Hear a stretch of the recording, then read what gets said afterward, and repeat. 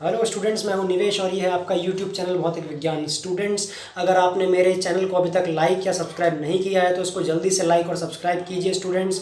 और अगर आपने बेल आइकन का बटन नहीं दबाया है तो नोटिफिकेशंस पहले पाने के लिए जल्दी से जल्दी बेल आइकन का बटन भी दबाइए स्टूडेंट्स। जो आज का टॉपिक होगा उसमें हम पढ़ेंगे electric field on an axis due to electric dipole, और उसके बाद हम पढ़ेंगे electric field on equatorial position due to an electric dipole. और स्टूडेंट्स, लास्ट में हम इस चैप्टर का लास्ट और फाइनल टॉपिक करेंगे जिसका नाम है torque on electric dipole placed in an uniform electric field. अगर आपने अभी तक मेरी पिछली वीडियो नहीं देखी है जिसमें मैंने डाइपोल का कंसेप्ट एक्सप्लेन किया था, सो आज का टॉपिक समझना बेकार है स्टूडेंट्स, आपको वो समझ में नहीं आएगा। अगर आपने स्टूडेंट्स वो वीडियो अभी तक नहीं देखी है तो ऊपर आई बटन दबाइए, आपको वो एकदम मिल जाएगी। सो आइए स्टूडेंट्स समझते हैं electric field on an axial line due to an electric dipole. तो सबसे पहले स्टूडेंट्स इलेक्ट्रिक डाइपोल बनाते हैं। एक इलेक्ट्रिक डाइपोल बनाने के लिए स्टूडेंट्स हम दो पॉइंट्स कंसीडर करेंगे। इस पॉइंट को हम कह देंगे ए और इस पॉइंट को हम कह देंगे स्टूडेंट्स बी। अब हमें इसको ज्वाइन करना है। हम जानते हैं स्टूडेंट्स कि इलेक्ट्रिक डाइपोल का एक पॉइंट पर नेगेटिव चार्ज होता है और दूसरे पॉइंट पर पॉजिटिव चार्ज, और इन दोनों की जो बीच में डिस्टेंस होगी उसको हम 2a लेते हैं स्टूडेंट्स। यानी अगर यहाँ से यहाँ तक की डिस्टेंस पता करें तो ये होगी a, और यहाँ से यहाँ तक की जो डिस्टेंस होगी वो भी होगी a, और कुल मिलाकर ये हो जाएगी 2a। सो स्टूडेंट्स, ये है इलेक्ट्रिक डाइपोल। अब कह रहा है students electric field on an axial line due to an electric dipole. इस जो इलेक्ट्रिक डाइपोल है इसकी एक्सिस पर ही कोई लाइन होगी और उस पॉइंट पर हमें एक इलेक्ट्रिक फील्ड निकालनी है। मान लेते हैं स्टूडेंट्स वो पॉइंट यहाँ पर है या यहाँ पर है। अब सवाल यह होता है कि हमने ये पॉइंट यहाँ पर ही क्यों लिए, क्योंकि स्टूडेंट्स ये लाइन है, इसी की एक्सिस पर हमें इलेक्ट्रिक फील्ड निकालनी है किसी पॉइंट पर। तो जो इसकी एक्सिस होगी वो एक लाइन यहाँ से पास होती भी होगी। सो यानी हम वो पॉइंट इस एक्सिस पर यहाँ भी ले सकते हैं, यहाँ भी, यहाँ भी, यहाँ भी, कहीं भी। सो चलिए स्टूडेंट्स, हम वो पॉइंट यहाँ कंसीडर कर लेते हैं और उसको नाम दे देते हैं पॉइंट P। और ये जो लाइन है इसको हम आगे तक, ये एक्सियल लाइन है, इसको आगे तक एक्सपेंड कर देते हैं, इसको हम कह देंगे X। ये जो पॉइंट, इस मिड पॉइंट को भी नाम दे देते हैं स्टूडेंट्स O। इस O से इस P की डिस्टेंस होगी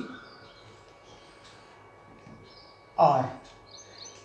सो स्टूडेंट्स, ये था हमारा सेटअप। अब इससे हम आगे का डेरिवेशन करेंगे। सो स्टूडेंट्स, अब पॉइंट P पर इलेक्ट्रिक फील्ड निकालने के लिए हम क्या करेंगे? देखिए, हमें पॉइंट P पर इलेक्ट्रिक फील्ड निकालनी है इस पॉइंट की चार्ज की वजह से और इस पॉइंट चार्ज की वजह से। सो स्टूडेंट्स, अब क्या होगा? ये जो नेगेटिव चार्ज है इसकी वजह से भी यहाँ पर एक इलेक्ट्रिक फील्ड होगी और इस पॉजिटिव की वजह से भी।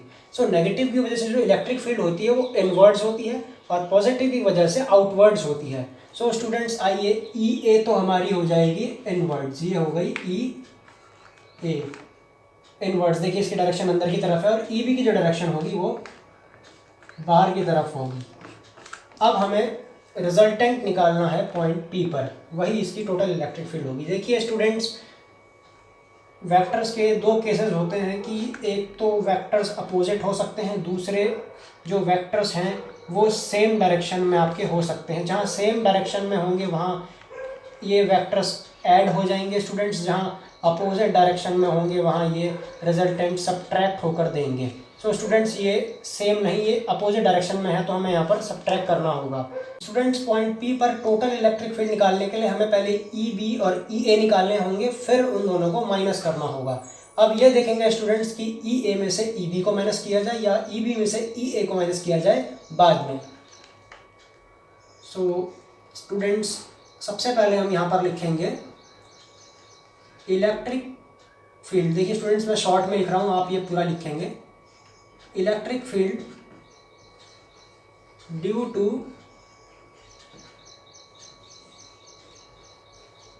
Point charge minus q at P point पर। स्टूडेंट, जैसा हमने कह दिया है कि एक पॉइंट चार्ज की तरह बिहेव करेगा। तो पॉइंट चार्ज की वजह से जो इलेक्ट्रिक फील्ड होती है वो होती है E is equal to 1/4πε0 q/r²। R square मतलब जो आर होता है वो डिस्टेंस होता है चार्ज और पॉइंट के बीच में। सो स्टूडेंट्स अब हम क्या करेंगे, यहाँ पर भी हम इसी तरह से कुछ 1/4πε0।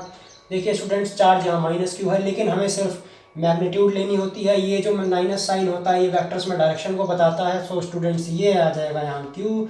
और डिस्टेंस स्टूडेंट्स देखिए, हमें इस पॉइंट और इस पॉइंट के बीच में अगर डिस्टेंस पता करनी है, सॉरी इस पॉइंट और इस पॉइंट के बीच में अगर डिस्टेंस पता करनी है तो हम कैसे करेंगे, यहाँ से पहले यहाँ तक की डिस्टेंस लेंगे, फिर यहाँ से यहाँ तक की और उन दोनों को ऐड कर देंगे।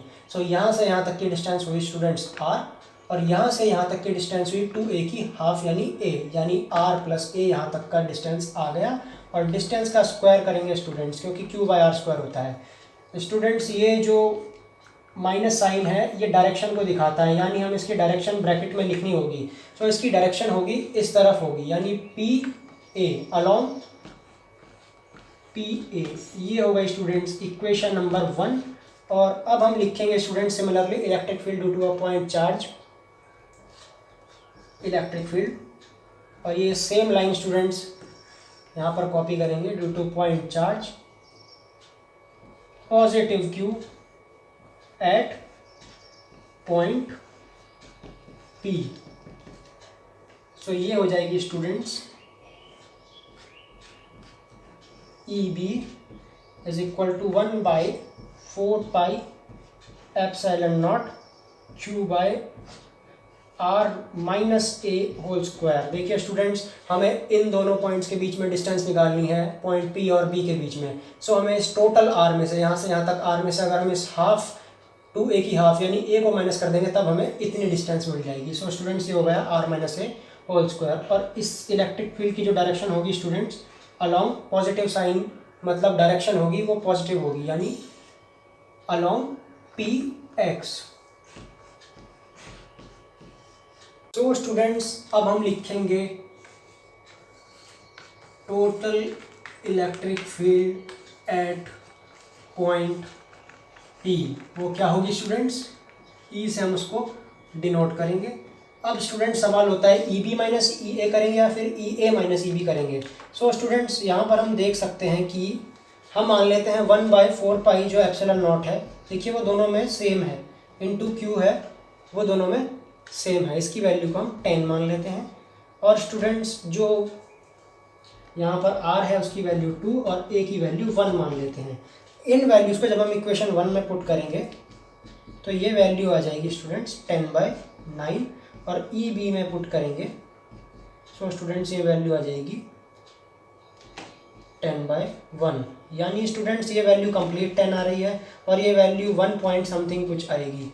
सो इसका मतलब स्टूडेंट्स जब हम नीचे छोटी वैल्यू रखते हैं और ऊपर सेम वैल्यूज होंगी, नीचे जब हम छोटी वैल्यू रखते हैं तब जाकर हमें जो रिजल्ट है वो बड़ा मिलता है। यानी EB यहाँ पर एक एग्जांपल के साथ हमने समझा कि EB की वैल्यू q/r-a² की वैल्यू ज़्यादा बड़ी होगी। So students total electric field होगी EB माइनस EA। सो स्टूडेंट्स अब यहाँ हम EB और EA की वैल्यू को पुट करेंगे तो ये हो जाएगी 1/4πε0 q/r-a² माइनस 1/4πε0 q/r+a²। स्टूडेंट्स जब हम यहाँ पर इसको सॉल्व करेंगे तो हम इसको कॉमन निकाल लेंगे, यहाँ से दोनों में कॉमन है 1/4πε0 इंटू Q, यह कॉमन टर्म है, ये बचेगा 1/r minus a² minus 1/r+a²। सो स्टूडेंट्स अब आगे क्या करेंगे, ये सेम रहेगा,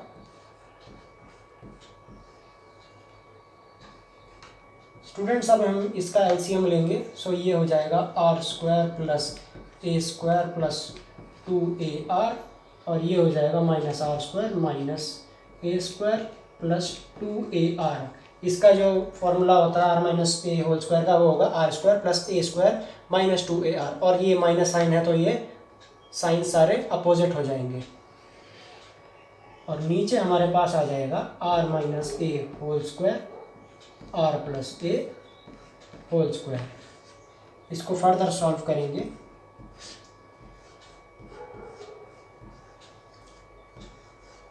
देखिए स्टूडेंट्स, ये आर स्क्वायर से आर स्क्वायर, ए स्क्वायर से ए स्क्वायर कट जाएगा। यहाँ बचेगा 4a r r square minus, sorry students, r minus a whole square upon r plus a whole square. अब आगे हम क्या करेंगे स्टूडेंट्स, देखिए एक तो हम इस 2a इंटू 2r लिखेंगे। ऐसा हमने क्यों किया स्टूडेंट्स, ये हम अभी समझेंगे। ये हो जाएगा 2a इंटू 2r। और स्टूडेंट्स ये जो नीचे वाली वैल्यू है इसको हम इस तरह से लिखेंगे, r minus A into r minus a r minus b, sorry r plus a into are plus a. So students अब ये हो जाएगा 1/4 pi epsilon naught q by, sorry students q into, देखिए स्टूडेंट्स क्यू इंटू 2a हमें पता है कि ये डाइपोल मोमेंट का फॉर्मूला होता है। सो हम डायरेक्टली इसको p से रिप्लेस कर सकते हैं। सो q इंटू 2a को हमने लिख दिया p into 2r upon r minus A into are plus A students होगा आर स्क्वायर माइनस ए स्क्वायर, और ये 2 बार है यानी इन दोनों का मल्टीप्लाई हो जाएगा, स्क्वायर हो जाएगा आर स्क्वायर माइनस ए स्क्वायर, क्योंकि ये 2 बार है, एक बार तो ये टर्म, दूसरी बार ये टर्म। सो ये हो जाएगा स्टूडेंट्स इसका होल स्क्वायर। सो स्टूडेंट्स ये आई हमारी टोटल इलेक्ट्रिक फील्ड, और इसको हम यहाँ लिख लेते हैं 1/4 pi epsilon naught p into 2r by r square minus A square का होल स्क्वायर। और इसकी जो डायरेक्शन होगी स्टूडेंट्स वो होगी जो बड़ी इलेक्ट्रिक फील्ड है उसके अलोंग, और बड़ी इलेक्ट्रिक फील्ड हमें पॉइंट बी की वजह से यानी पॉजिटिव चार्ज की वजह से मिल रही थी। सो इसकी जो डायरेक्शन होगी स्टूडेंट्स वो हो जाएगी अलोंग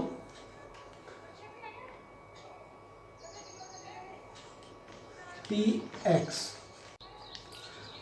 सो स्टूडेंट्स ये आई हमारी टोटल इलेक्ट्रिक फील्ड, और इसको हम यहाँ लिख लेते हैं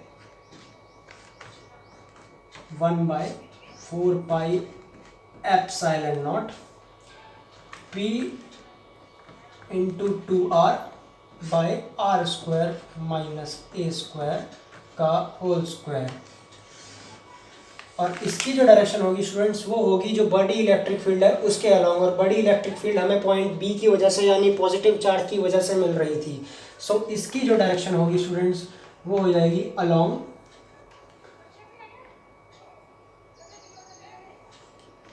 पी एक्स।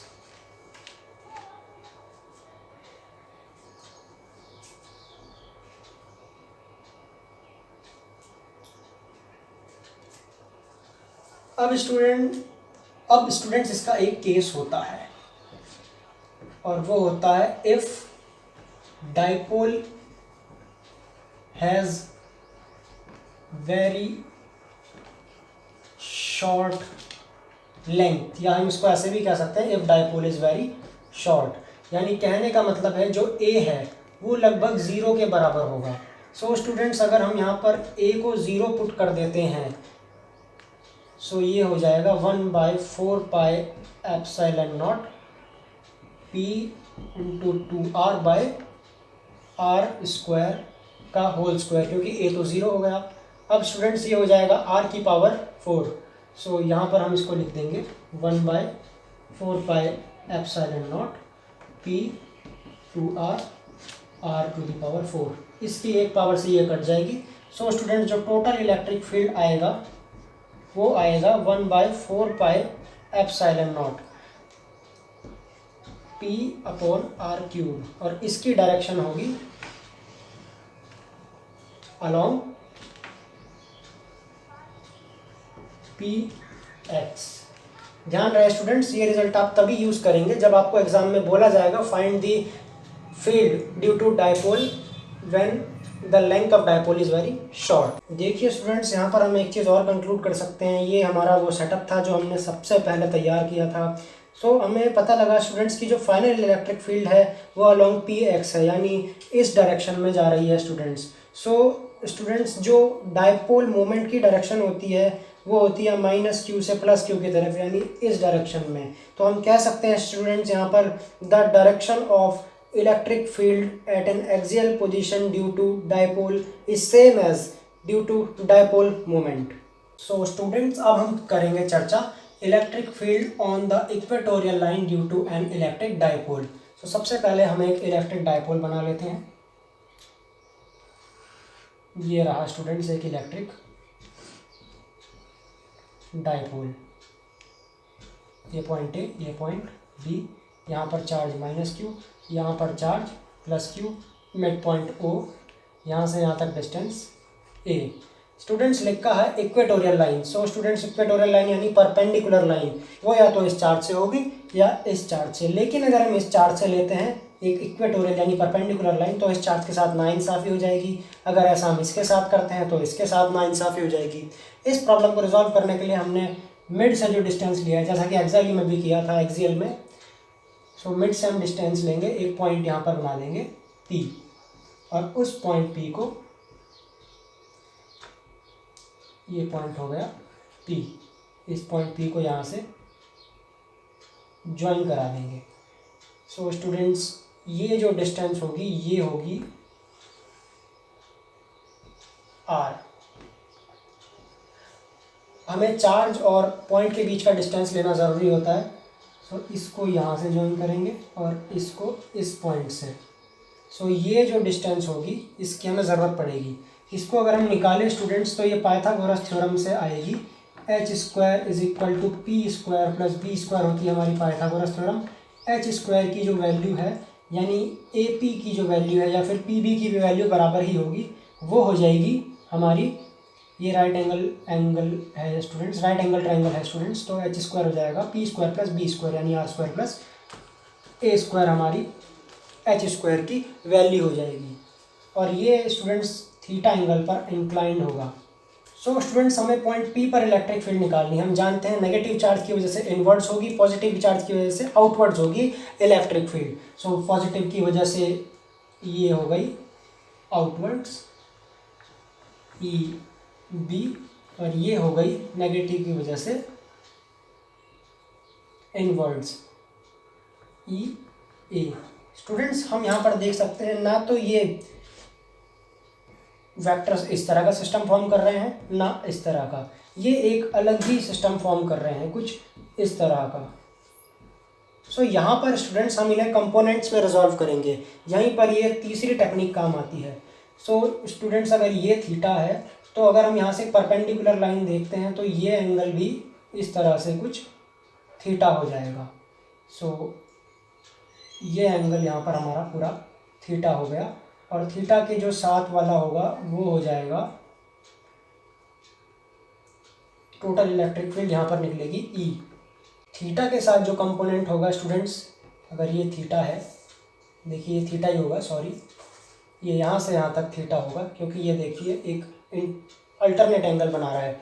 सो थीटा के साथ वाला हो जाएगा स्टूडेंट्स टोटल इलेक्ट्रिक फील्ड में, इसको हम यहाँ मेंशन कर देते हैं E कॉस थीटा, और ये students E A cos theta होगा, और यहाँ पर होगा इसका E A sine theta.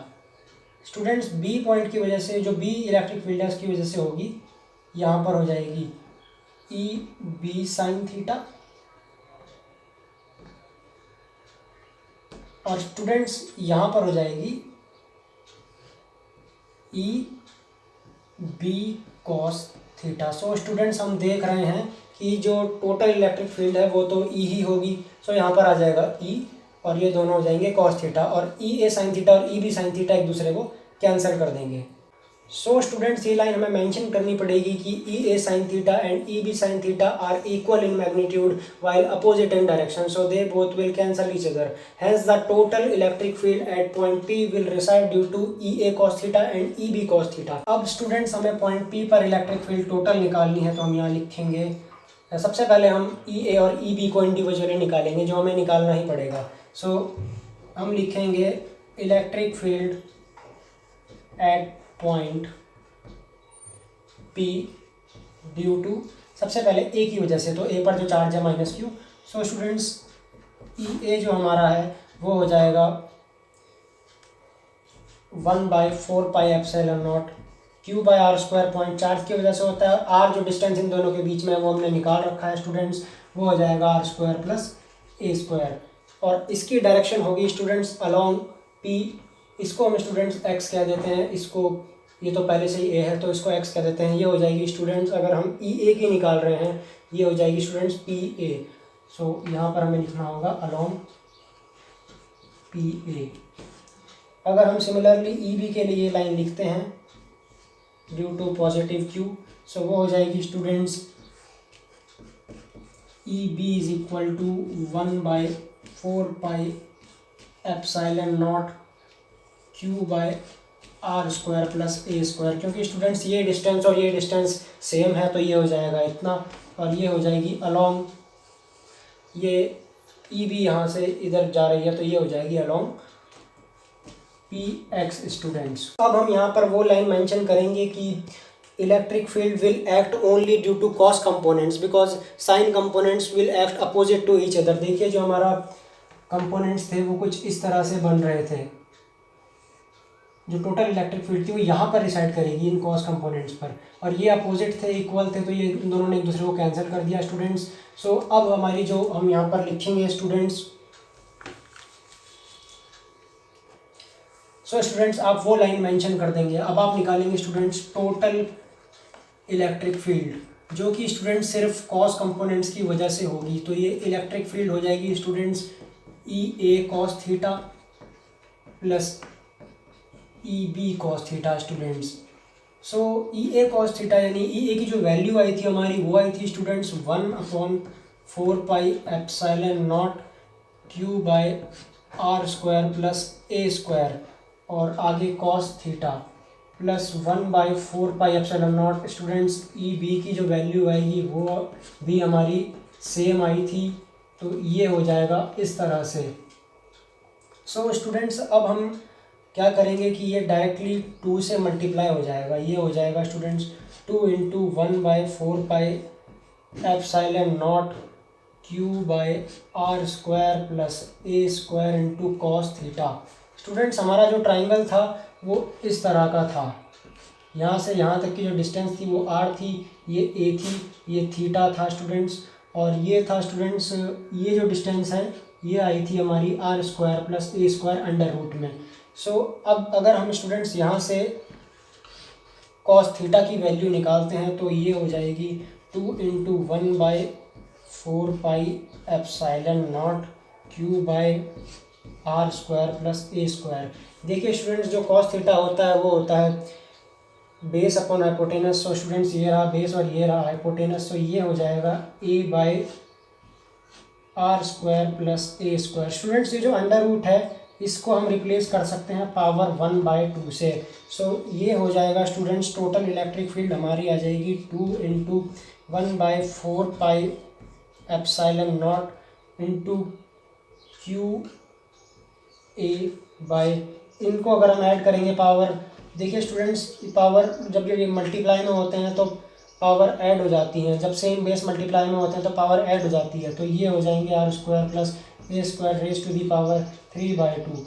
Students अब जो टोटल इलेक्ट्रिक फील्ड आएगी हमारी वो फिर से इस 2 को हम यहाँ से हटा देंगे और ये लिख देंगे स्टूडेंट्स 1/4πε0, ये Q × 2a लिख सकते हैं. ये आप समझ गए होंगे स्टूडेंट्स हमने ऐसा क्यों लिखा. स्टूडेंट्स इस वैल्यू को अगर हम देखते हैं सो टोटल जो इलेक्ट्रिक फील्ड होगी वो होगी E is equal to 1/4πε0 × Q × जो 2 है स्टूडेंट्स वो डायपोल मोमेंट होता है. सो उसको हम डायरेक्टली p से रिप्रेजेंट कर सकते हैं। ये हो जाएगा p upon r square plus A square raise to the power 3/2। ये हो जाएगा स्टूडेंट्स हमारा फाइनल एक्सप्रेशन। सो ये जो स्टूडेंट्स वैल्यू आ रही है, अब इसकी हमें इलेक्ट्रिक फील्ड की डायरेक्शन निकालनी होगी। सो इलेक्ट्रिक फील्ड की जो डायरेक्शन आपने देखा था वो इस तरह का हमारा जो सेटअप था, और ये था स्टूडेंट्स हमारा x, यहाँ पर हमारा a था जो यहाँ पर लाई करेगी, पूरी इलेक्ट्रिक फील्ड की जो इस डायरेक्शन में लाई करेगी। इसको हम अगर x डैश मान लेते हैं स्टूडेंट्स, तो हमारी यहाँ पर डायरेक्शन आ जाएगी अलोंग, ये पॉइंट P था तो ये आ जाएगी P x डैश स्टूडेंट्स। सो ये था हमारा टॉपिक। और इस समय एक चीज़ और कंक्लूड करने को मिलती है, जो डायपोल की डायरेक्शन है वो -q से +q की तरफ होती है डायपोल मोमेंट की, और जो इसकी डायरेक्शन आ रही है electric field at point P due to equatorial line, so ये जो आएगी ये अपोजिट आएगी। सो हमें ये पता लगा कि डायपोल मोमेंट की डायरेक्शन और इलेक्ट्रिक फील्ड इस पॉइंट पर इक्वेटोरियल लाइन पर जो होती है वो एक दूसरे के अपोजिट होती है स्टूडेंट्स। सो स्टूडेंट्स अब इसमें भी एक केस बनता है, और वो केस होता है सेम उसकी तरह, if dipole has very short length. So if dipole is very short, कहने का मतलब है स्टूडेंट जो ए है वो लगभग 0 के करीब है। सो अगर ए 0 के करीब हो जाता है तो इलेक्ट्रिक फील्ड जो आएगी स्टूडेंट्स वो आ जाएगी 1/4πε0 इंटू P बाय, स्टूडेंट्स ये a तो कैंसिल हो जाएगा क्योंकि 0 है, हट जाएगा। R2 इंटू 3/2 जब पावर करेंगे, जो पावर मल्टीप्लाई हो जाएंगी तो वो आ जाएगा r3। और स्टूडेंट इसकी जो डायरेक्शन होगी वो होगी अलोंग px डैश या फिर अपोजिट टू डायपोल मोमेंट। सो ये था हमारा टॉपिक इक्वेटोरियल लाइन पर इलेक्ट्रिक फील्ड निकालने का। तो स्टूडेंट्स ये है इस वीडियो का लास्ट सेक्शन, और इसमें हम पढ़ेंगे torque on dipole in uniform electric field.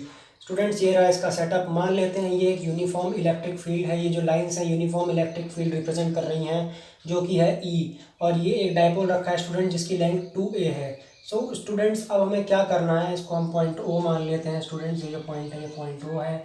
अब हमें क्या करना है स्टूडेंट्स, टॉर्क निकालना है। देखिए स्टूडेंट्स, टॉर्क निकालने के लिए हमें दो चीज़ें चाहिए होती हैं। टॉर्क होता है फोर्स इंटू परपेंडिकुलर डिस्टेंस। तो सबसे पहले हमें स्टूडेंट्स फोर्स निकालना होगा इन चार्जेस पर, उसके बाद हमें परपेंडिकुलर डिस्टेंस जो है वो निकालनी होगी। ये एंगल थीटा है तो अल्टरनेट प्रॉपर्टीज से ये एंगल भी थीटा हो जाएगा। टॉर्क निकालने के लिए हमें चाहिए होता है students force into perpendicular distance. तो स्टूडेंट्स यहाँ पर परपेंडिकुलर जो डिस्टेंस है वो इसको ले लेंगे हमें। सो ये पी ए हो जाएगा परपेंडिकुलर डिस्टेंस, और ये हो जाएगा perpendicular. So force into perpendicular distance. अब हमें स्टूडेंट्स फोर्स निकालना होगा, तो हम लिखेंगे फोर्स ऑन ए। तो फोर्स ऑन ए यानी ए की वजह से जो फोर्स होगा वो होगा students F is equal to, देखिए स्टूडेंट्स हमने एक रिलेशन पढ़ा था कि electric field is equal to force by charge होता है। तो हम इसको अगर यहाँ पे यूज़ करें तो फोर्स के बाद फोर्स आ जाएगा इससे Q इंटू ई। तो स्टूडेंट्स फोर्स आएगा Q इंटू ई, और यहाँ पर जो चार्ज है वो माइनस का है। देखिए स्टूडेंट्स ये नेगेटिव साइन डायरेक्शन रिप्रेजेंट कर रहा है, यानी जो डायरेक्शन होगी ये अपोजिट टू इलेक्ट्रिक फील्ड हो जाएगी। And similarly students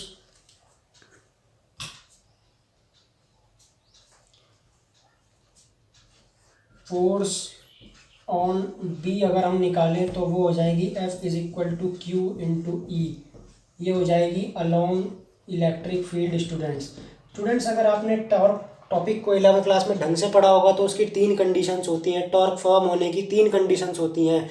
the charges should be equal, opposite and parallel to each other. The forces should be equal, opposite and parallel to each other. तो यहाँ पर एक फोर्स इधर को लग रहा है स्टूडेंट्स, एक फोर्स इधर को लग रहा है। सो ये जो चार्जेस हैं, ये जो फोर्सेस हैं एक दूसरे के पैरेलल हैं, इक्वल हैं और अपोजिट हैं, तो ये टॉर्क फॉर्म करेंगे। सो ये आप लाइन अपने आप मेंशन यहाँ पर कर देंगे। और अब अगर हम टॉर्क निकालें, जिसको हम लिखेंगे टॉर्क, जिसको हम टाउ से मेंशन करेंगे स्टूडेंट्स, वो हो जाएगा फोर्स इंटू परपेंडिकुलर डिस्टेंस। यहाँ पर जो टॉर्क है वो होगा टॉर्क इज इक्वल टू, जैसा हमने लिखा था फोर्स इंटू परपेंडिकुलर डिस्टेंस।